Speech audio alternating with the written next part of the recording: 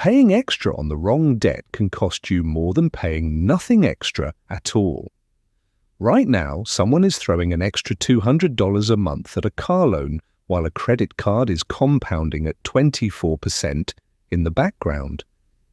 They feel productive. They're losing ground. Here's the order that actually works. And think of your finances as a building on fire. You don't redecorate the second floor while the ground floor is burning. You stop the worst damage first, then you build. Step 1 is protecting every minimum payment, every single one. Miss a minimum, and you trigger penalties, potential rate increases, and credit score damage that follows you for years. This isn't glamorous. It's the floor the entire strategy stands on. Before anything else, every minimum gets paid. Step 2 surprises most people. Before you attack any balance aggressively, you need a small buffer. Something like $500 to $1,000 sitting still in a basic savings account. Not invested, not working hard, just sitting there. Why? Because the number one reason people stay in credit card debt is that they pay it down, something breaks, and they charge it again. The buffer breaks that cycle. Without it, you're not paying off debt. You're just rotating it. Step 3 only applies if your employer matches retirement contributions. Here's the logic. If your employer matches 50% of what you contribute up to, say, 6% of your salary, that's an immediate 50% return before the money does anything else. No investment, no market, nothing you can do with extra debt payments comes close to that. This step isn't always available and contribution rules vary. Check your specific plan. But if the match exists, capturing it before paying extra debt is almost always the mathematically correct move. Now here's a real example, framed as an illustration, not a guarantee.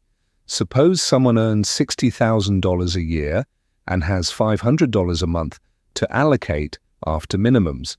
They carry $8,000 in credit card debt at 22% interest. If they skip the employer match and throw that $500 straight at the card, they clear it in roughly 17 months. But if their employer matches 4% of salary, that's $2,400 a year in free compensation they're walking away from, they've actually lost more than they gained. Capture the match, then redirect that $500 to the card. The math shifts dramatically. Step 4 is where the focused attack begins. Once minimums are protected, the buffer is in place, and any employer match is captured, you point every spare dollar at your highest interest balance. One balance, not two, not three. 1. This is called the avalanche approach. You list your debts by interest rate, highest to worst, and you direct everything extra at the top of that list, while paying minimums everywhere else. When it's gone, you roll that freed up payment into the next balance. The interest savings compared to splitting attention across multiple debts can be substantial over time.